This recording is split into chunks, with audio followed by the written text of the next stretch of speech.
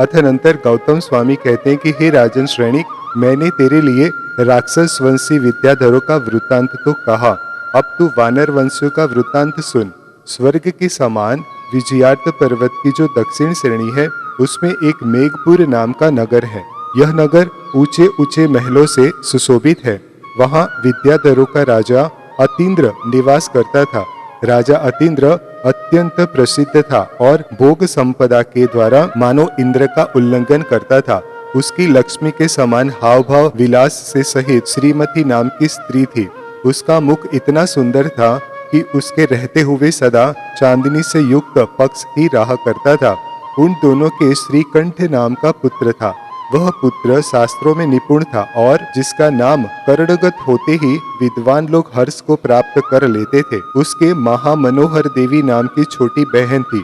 उस देवी के नेत्र क्या थे, मानो कामदेव के बाण ही थे। अथनंतर रत्नपुर नाम का एक सुंदर नगर था, जिसमें अत्यंत बलवान पुष्पुत्र नाम का विद्याधर राजा निवास करता था। अपने सौंदर्य रूपी संपत्ति के द्वारा देव कन्या के समान सबके मन को आनंदित करने वाली पद्माभा नाम की पुत्री और पद्मोत्तर नाम का पुत्र था। यह पद्मोत्तर इतना सुंदर था कि उसने अन्य पुरुषों के नेत्र दूसरे पदार्थों के संबंध से दूर हटा दिए थे, अर्थात सब लोग उसे ही देखते रहना चाहते थे।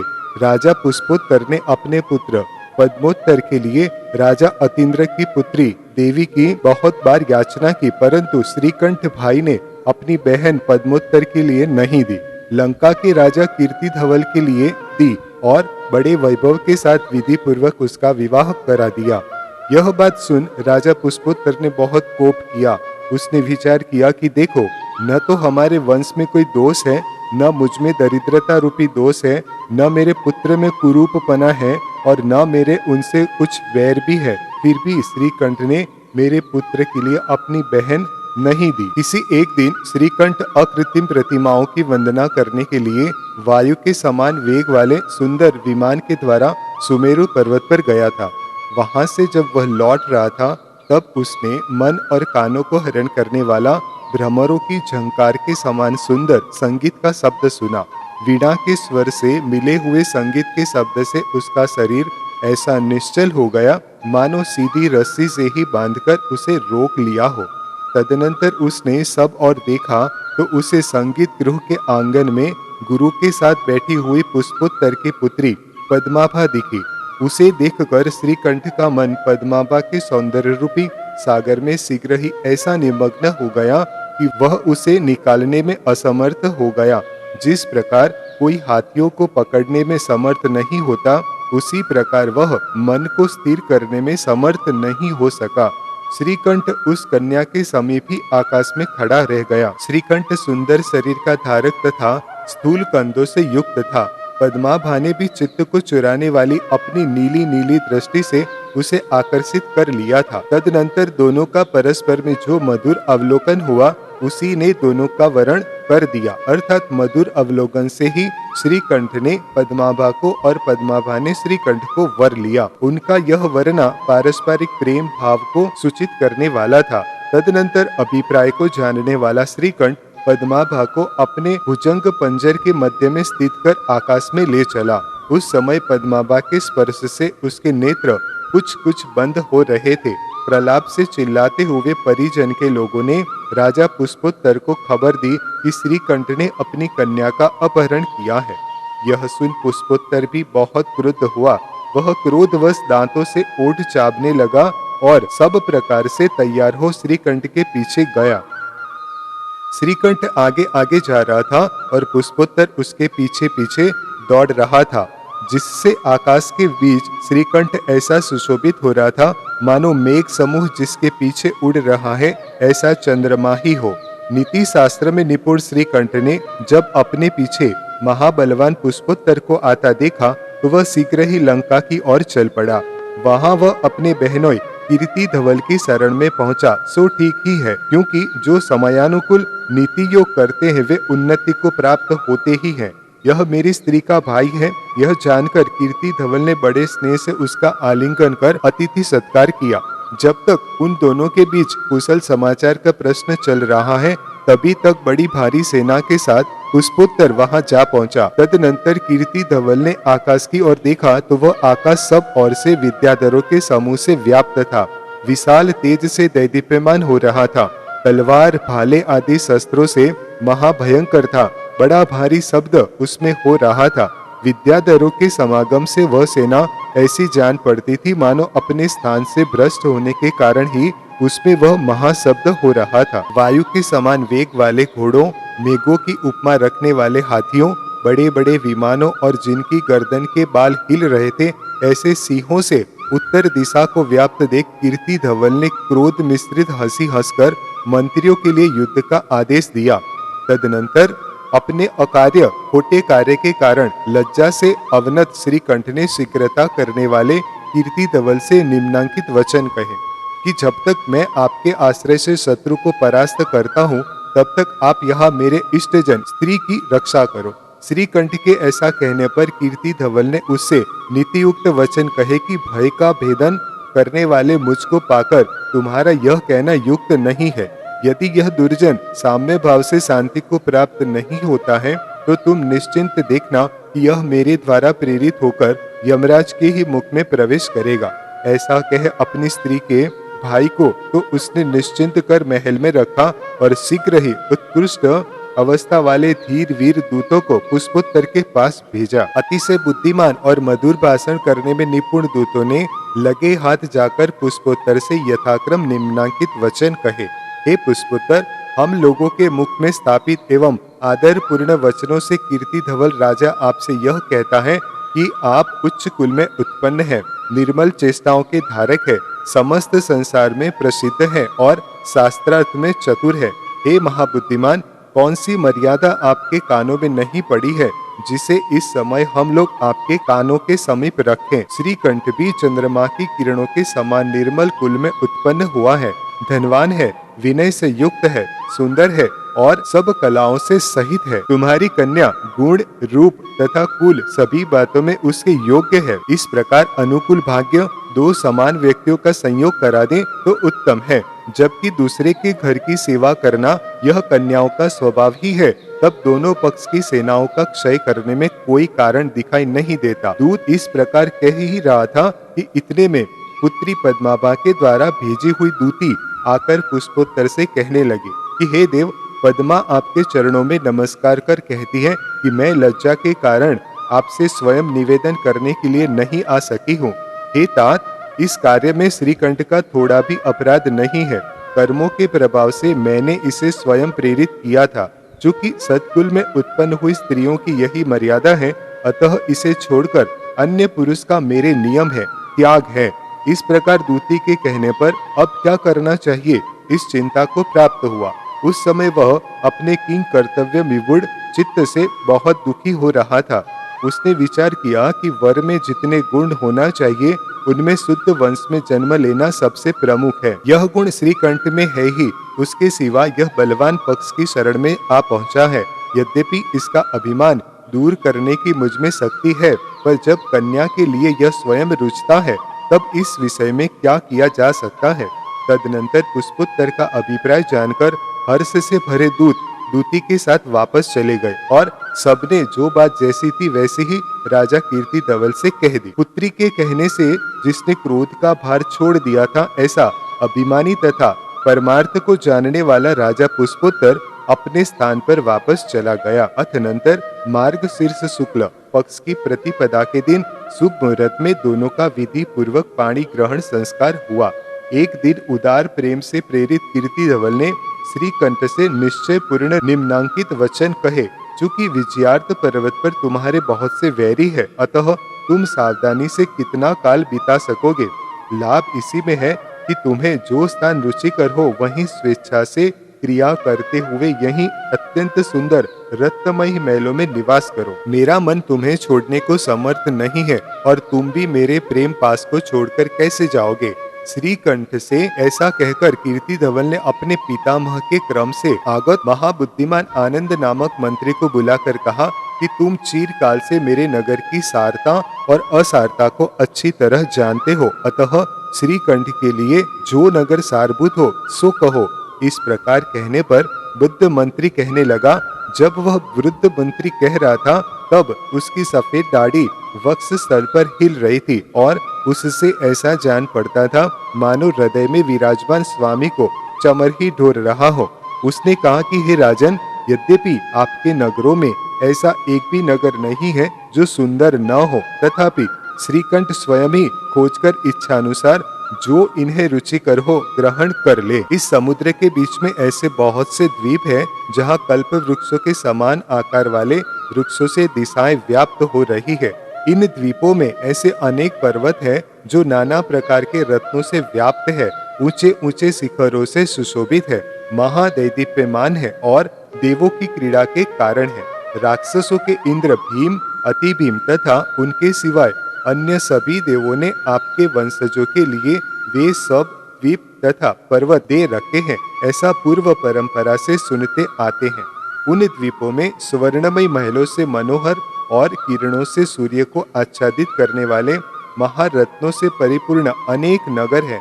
उन नगरों के नाम इस प्रकार है: सांध्याकार, मनोहलाद, सुवेल, कांचन, हरि, योधन, जलदीवान, हंस द्वीप, भरक्षम, अर्ध स्वर्गोत्कट, आवर्त, विघट, रोगन, अमल, कांत, स्फुट तट, रत्नद्वीप, कोयावली, सर, अलंघन, नभोभानु और क्षेम इत्यादि अनेक सुंदर सुंदर स्थान हैं।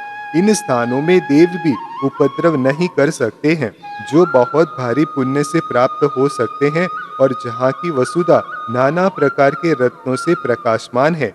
ऐसे वे समस्त नगर इस समय आपके अधीन है। यहाँ पश्चिमोत्तर भाग अर्थात वायव्य दिशा में समुद्र के बीच 300 योजन विस्तार वाला बड़ा भारी वानर द्वीप है। यह वानर द्वीप तीनों लोकों में प्रसिद्ध है और उसमें महामनोहर हजारों अवान्तर द्वीप है। यह द्वीप कहीं तो पुष्पराग मणियों की लाल लाल प्रभा से ऐसा जान पड़ता है मानो जल ही रहा हो, कहीं हरे मणियों की किरणों से आच्छादित होकर ऐसा सुशोभित होता है मानो धान के हरे भरे पौधों से ही आच्छादित हो, कहीं इंद्रनील मणियों के कांति से ऐसा लगता है मानो अंधकार के समूह से व्याप्त ही हो, कहीं पद्मराग मणियों की कांति से ऐसा जान पड़ता है मानो कमलाकर की शोभा धारण कर रहा हो। जहाँ आकाश में भ्रमित हुई सुगंधित वायु से हरे गए पक्षी यह नहीं समझ पाते हैं कि हम गिर रहे हैं। स्फटिक के बीच बीच में लगे हुए पद्मराग मणियों के समान जिनकी कांति है, ऐसे तालाबों के बीच प्रफुल्लित कमलों के समूह जहाँ हलन चलन रूप क्रिया के द्वारा ही पहचाने जाते हैं। जो द्वीप मकरंद रूपी मदिरा के आस्वादन से मनोहर शब्द करने वाले मदोन्मत्त पक्षियों से ऐसा जान पड़ता है मानो समीप में स्थित अन्य द्वीपों से वार्तालाप ही कर रहा हो, जहाँ रात्रि में चमकने वाली औषधियों की कांति के समूह से अंधकार इतनी दूर खदेड़ दिया गया है कि वह कृष्ण पक्ष की रात्रियों में भी स्थान नहीं पा सका था। जहाँ के वृक्ष छत्रों के समान आकार वाले हैं, फल और फूलों से सहित हैं, उनके स्कंद बहुत मोटे हैं और उन पर बैठे हुए पक्षी मनोहर शब्द करते रहते हैं। स्वभाव संपन्न, अपने आप उत्पन्न, वीर्य और कांति को देने वाले एवं मंद मंद वायु से हिलते धान के पौधों से जहाँ की पृथ्वी ऐसी जान पड़ती है मानो उसने हरे रंग की चोली ही पहन रखी हो। जहाँ की वापिकाओं में भ्रमरों के समूह से सुशोभित नील कमल फूल रहे हैं और उनसे वे ऐसे जान पड़ती है मानो बोहों के संचार से सुशोभित नेत्रों से ही देख रही हो। हवा के चलने से समुत्पन्न अव्यक्त ध्वनि से कानों को हरने वाले पौंडों और इक्को के बड़े बड़े बगीचों से जहाँ के प्रदेश वायु के संचार से रहित हैं, अर्थात जहाँ पौंडे और इक के सघन वनों से वायु का आवागमन रुकता रहता है, उस वानर द्वीप के मध्य में रत्न और सुवर्ण की लंबी चौड़ी शिलाओं से सुशोभित किस्कू नाम का बड़ा भारी पर्वत है। जैसा यह त्रिकुटाचल है वैसा ही वह किस्कू पर्वत है। सो उसकी शिखर रूपी लंबी लंबी भुजाओं से आलिंगित दिशा रूपी स्त्रियां परम शोभा को प्राप्त हो रही है। आनंद मंत्री के ऐसे वचन सुनकर परम आनंद को प्राप्त हुआ श्रीकंठ अपने बहनोई कीर्ति धवल से कहने लगा कि जैसा आप कहते हैं वैसा मुझे स्वीकार है। तदनंतर चैत्र मास के मंगलमय प्रथम दिन में श्रीकंठ अपने परिवार के साथ वानर द्वीप गया। प्रथम ही वह समुद्र को देखकर आश्चर्यचकित हो गया। वह समुद्र नीलमणि के समान कांति वाला था। इससे ऐसा जान पड़ता था मानो नीला आकाश की पृथ्वी पर आ गया हो तथा बड़े बड़े मगरमच्छ उसमें कंपन पैदा कर रहे थे। तदनंतर उसने वानर द्वीप में प्रवेश किया। वह द्वीप क्या था, मानो दूसरा स्वर्ग ही था और झरनों के उच्च स्वर से ऐसा जान पड़ता था मानो स्वागत शब्द का उच्चारण ही कर रहा था। झरनों के बड़े बड़े छींटे उछलकर आकाश में पहुंच रहे थे। उनसे वह द्वीप ऐसा लगता था मानो श्रीकंठ के आगमन में उत्पन्न संतोष से हंस ही रहा हो। नाना मणियों की सुंदर कांति के समूह से ऐसा जान पड़ता था मानो ऊंचे ऊंचे तोरणों के समूह ही वहां खड़े किए गए हो। तदनंतर समस्त दिशाओं में अपनी नीली दृष्टि चलाता हुआ श्रीकंठ आश्चर्य से भरे हुए उस वानर द्वीप में उतरा। वह द्वीप खजूर, आंवला, नीप, केंथा, अगरू, चंदन, बड़, पोहा, कदम्ब, आम, अचार, केला, अनार, सुपारी, कंकोल, लौंग तथा अन्य अनेक प्रकार के सुंदर सुंदर वृक्षों से सुशोभित था। वहां वे सब वृक्ष इतने सुंदर जान पड़ते थे मानो पृथ्वी को विदीर्ण कर मणिमय वृक्ष की बाहर निकले हो और इसीलिए वे अपने ऊपर पड़ी हुई दृष्टि को अन्यत्र नहीं ले जाने देते थे। उन सब वृक्षों के तने सीधे थे, जहाँ से डालियां फूटती है ऐसे स्कंद अत्यंत मोटे थे। ऊपर सघन पत्तों की राशियां छत्रों के समान सुशोभित थी। दैदीप्यमान तथा कुछ नीचे की ओर झुकी हुई शाखाओं से, फूलों के समूह से और मधुर फलों से वे सब उत्तम संतान को प्राप्त हुए से जान पड़ते थे।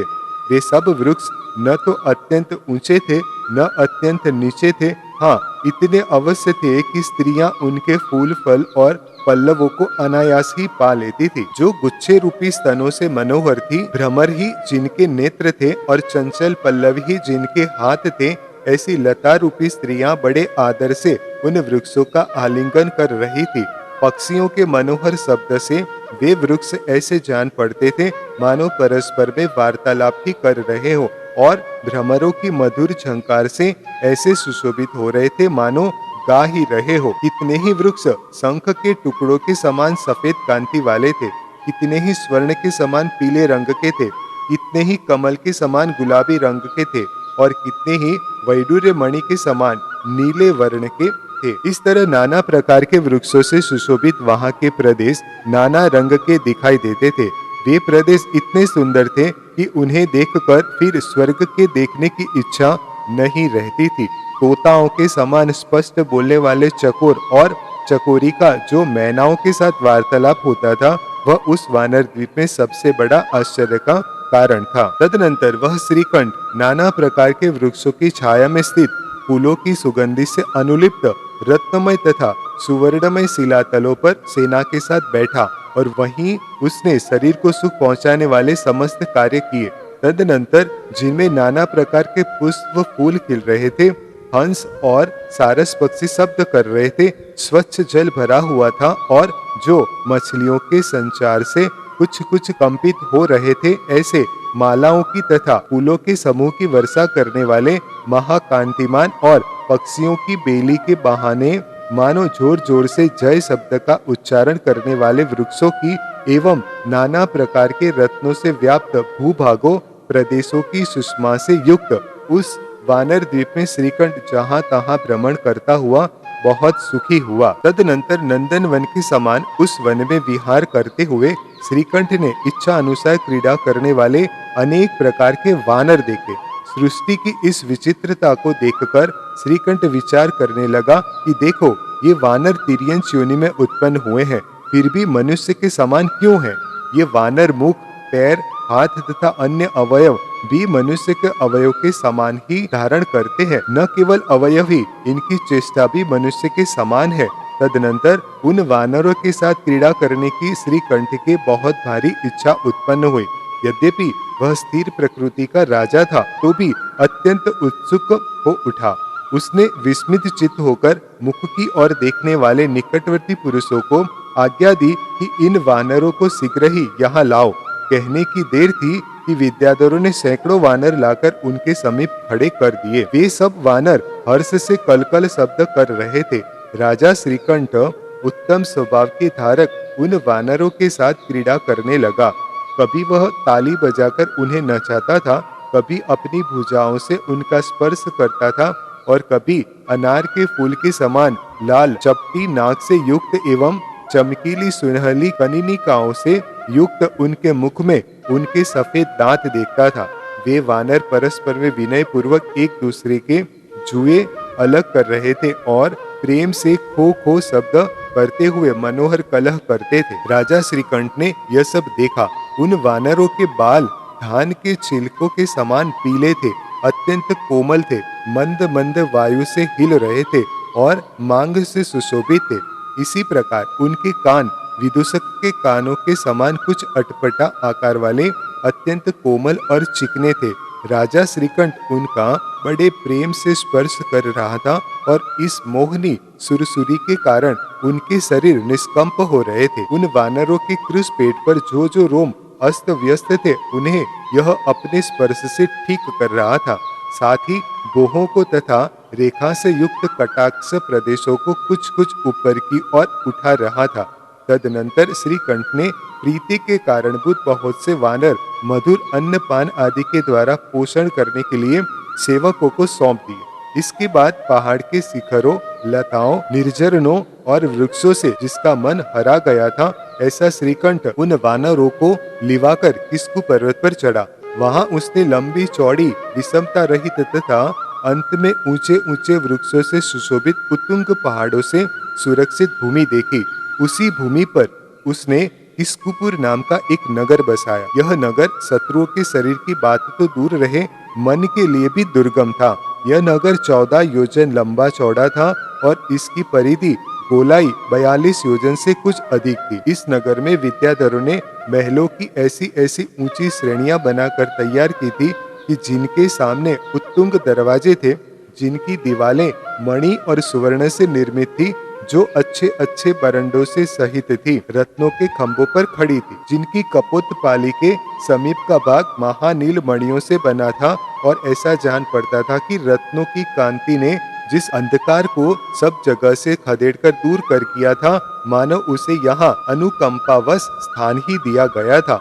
जिन महलों की देहरी पद्मराग मणियों से निर्मित होने के कारण लाल लाल दिख रही थी, इसीलिए ऐसी जान पड़ती थी मानो तांबुल के द्वारा जिसकी लाली बढ़ गई थी, ऐसा ओठ की धारण कर रही हो। जिनके दरवाजों के ऊपर अनेक मोतियों की मालाएं लटकाई गई थी और जिनकी किरणों से वे ऐसी जान पड़ती थी मानो अन्य भवनों की सुंदरता की हंसी ही उड़ा रही हो। शिखरों के ऊपर चंद्रमा के समान आकार वाले मणि लगे हुए थे। उनसे जो रात्रि के समय असली चंद्रमा के विषय में संशय उत्पन्न कर रहे थे, अर्थात लोग संशय में पड़ जाते थे कि असली चंद्रमा कौन है।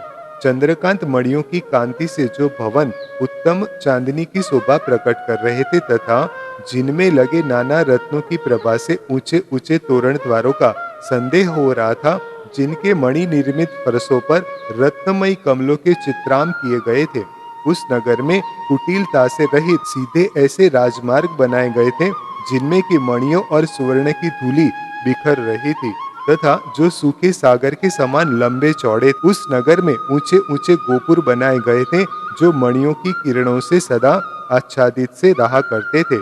इंद्रपुर के समान सुंदर उस नगर में राजा श्रीकंठ अपनी पद्माभा प्रिया के साथ इंद्र इंद्राणी के समान चिरकाल तक क्रीड़ा करता रहा। भद्रसाल वन, सोमनस वन तथा नंदन वन में ऐसी कोई वस्तु नहीं थी जो उसे दुर्लभ रही हो। अथनांतर किसी एक दिन राजा श्रीकंठ महल की छत पर बैठा था। उसी समय नंदीश्वर दीप की वंदना करने के लिए चतुर्विद देवों के साथ इंद्र जा रहा था। वह इंद्र मुकुटों की कांति से आकाश को पीत वर्ण कर रहा था। तुरही बाजा के शब्द से समस्त लोक को बधिर बना रहा था। अपने अपने स्वामियों से अधिष्ठित हाथी, घोड़े, हंस, मेढा, ऊंट, भेड़िया तथा हरिण आदि अन्य अनेक वाहन उसके पीछे पीछे चल रहे थे और उसकी दिव्य गंध से समस्त लोक व्याप्त हो रहा था। श्रीकंठ ने पहले मुनियों के मुख से नंदीश्वर दीप का वर्णन सुना था, सो देवों के आनंदित करने वाला वह नंदीश्वर दीप उसकी स्मृति में आ गया। स्मृति में आते ही उसने देवों के साथ नंदीश्वर दीप जाने का विचार किया। विचार कर वह समस्त विद्याधरों के साथ आकाश में आरूढ़ हुआ, जिसमें विद्या निर्मित क्रौंच पक्षी चूते थे। ऐसे विमान पर अपनी प्रिया पद्माभा के साथ बैठकर राजा श्रीकंठ आकाश मार्ग से जा रहा था, परंतु जब मानुषोत्तर पर्वत पर पहुंचा तो उसका आगे जाना रुक गया। इसकी गति तो रुक गई, परंतु देवों के समूह मानुषोत्तर पर्वत को उल्लंघ कर आगे निकल गए। यह देख श्रीकंठ परम शोक को प्राप्त हुआ। उसका उत्साह भग्न हो गया और कांति नष्ट हो गई। तदनंतर वह विलाप करने लगा कि हाय हाय, क्षुद्र शक्ति के धारी मनुष्य की उन्नति को धिक्कार हो। नंदीश्वर द्वीप में जो जिनेंद्र भगवान की महाकांतिशाली प्रतिमाएं हैं, मैं निश्चल भाव से उसके दर्शन करूंगा। नाना प्रकार के पुष्प, धूप और मनोहारी गंध से उनकी पूजा करूंगा तथा पृथ्वी पर मुकुट झुकाकर सिर से उन्हें नमस्कार करूंगा। मुझ मंद भाग्य ने ऐसे जो सुंदर मनोरथ किए थे, वे पूर्व संचित अशुभ कर्मों के द्वारा किस प्रकार भग्न कर दिए गए। अथवा यद्यपि यह बात मैंने अनेक बार सुनी थी कि मनुष्य मानुषोत्तर पर्वत का उल्लंघन कर नहीं जा सकते हैं, तथापि अतिशय वृद्धि को प्राप्त हुए श्रद्धा के कारण मैं इस बात को भूल गया और अल्प शक्ति का दारी होकर भी जाने के लिए तत्पर हो गया। इसलिए अब मैं ऐसे कार्य करता हूँ कि जिससे अन्य जन्म में नंदीश्वर द्वीप जाने के लिए मेरी गति रोकी न जा सके। ऐसा हृदय में निश्चय कर श्रीकंठ पुत्र के लिए राज्य सौंपकर समस्त परिग्रह का त्यागी महामुनि हो गया।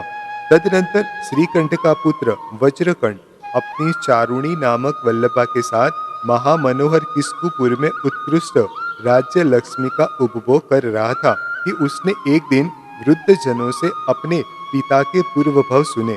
सुनते ही उसका वैराग्य बढ़ गया और पुत्र के लिए ऐश्वर्य सौंपकर उसने जिन दीक्षा धारण कर ली। यह सुनकर राजा श्रेणिक ने गौतम गणधर से पूछा कि श्रीकंठ के पूर्व भव का वर्णन कैसा था, जिसे सुनकर वज्रकंठ तत्काल विरक्त हो गया। उत्तर में गणधर भगवान कहने लगे कि पूर्व भव में दो भाई वणिक थे। दोनों में परम प्रीति थी, परंतु स्त्रियों ने उन्हें पृथक पृथक कर दिया। उनमें छोटा भाई दरिद्र था और बड़ा भाई धन संपन्न था। बड़ा भाई किसी सेठ का आज्ञाकारी था, सो उसके समागम से वह श्रावक अवस्था को प्राप्त हुआ, परंतु छोटा भाई शिकार आदि कुव्यसनों में फंसा था। छोटे भाई की इस दशा से बड़ा भाई सदा दुखी रहता था। एक दिन उसने अपने स्वामी का एक सेवक छोटे भाई के पास भेजकर झूठ मूठ ही अपने आहत होने का समाचार भेजा। उसे सुनकर प्रेम से भरा छोटा भाई दौड़ा आया। इस घटना से बड़े भाई ने परीक्षा कर ली कि यह हमसे स्नेह रखता है। यह जानकर उसने छोटे भाई के लिए बहुत धन दिया। धन देने का समाचार जब बड़े भाई की स्त्री को मिला तो वह बहुत ही कुपित हुई। इस अनबन के कारण बड़े भाई ने अपनी दुष्ट स्त्री का त्याग कर दिया और छोटे भाई को उपदेश देकर दीक्षा ले ली। समाधि से मरकर बड़ा भाई इंद्र हुआ और छोटा भाई शांत परिणामों से मरकर देव हुआ। वहां से च्युत होकर छोटे भाई का जीव श्रीकंठ हुआ। श्रीकंठ को संबोधन के लिए बड़े भाई का जीव, जो वैभवशाली इंद्र हुआ था, अपने आप को दिखाता हुआ नंदीश्वर द्वीप गया था। इंद्र को देखकर तुम्हारे पिता श्रीकंठ को जाति स्मरण हो गया। यह कथा मुनियों ने हमसे कही थी, ऐसा वृद्ध जनों ने वज्रकंठ से कहा।